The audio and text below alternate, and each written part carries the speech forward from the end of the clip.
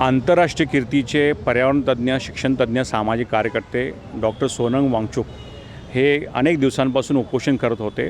ज्या मागण्या ते लेह लडाखच्या घेत होते त्या मागण्या भारतीय जनता पार्टीनेच आपल्या मॅनिफेस्टोमध्ये आश्वासन केलेल्या होत्या.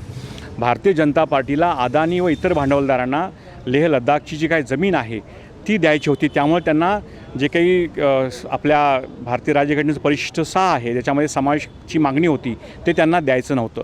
आणि म्हणून आम्हाला असं वाटतं की जे अहिंसात्मक पद्धतीचं चालला उपोषण होतं ते उपोषण बदनाम करण्यासाठीच आक्रमक आंदोलन झालं म्हणून ते लाठीमाराने देखील त्यांना सौम्य करता आलं असतं. पण कारगिलचा जवान जो होता ज्याच्यामध्ये त्यांनी योगदान दिलं होतं त्या जवानाला देखील 4 जणांच्या मध्ये त्याला गोळी घातली गेलेली आहे.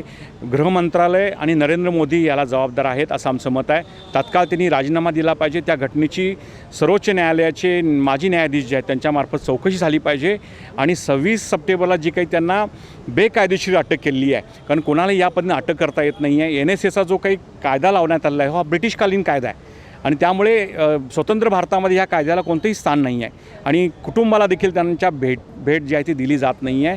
हे सगळ्याच गोष्टी आहेत मानवी हक्कांच्यावरती गदा आणणार आहे. आणि म्हणून आज आम्ही भारतीय लोक आंदोलनाच्या वतीने आमचे डावे पक्ष आहेत, सर्व पुरोगामी संघटना, धर्मनिरपेक्ष संघटना यांच्या वतीने आज निवेदन दिलं आहे आणि सरकारला इशारा दिलेला आहे की तात्काळ सोनम वांगचुक यांची सुटका करा आणि सुटका नाही केली तर देशातली जी काही सर्वसामान्य जनता आहे ही जनता रस्त्यावर उतरून सरकारला सळो की पळो करून सोडल्याशिवाय राहणार नाही.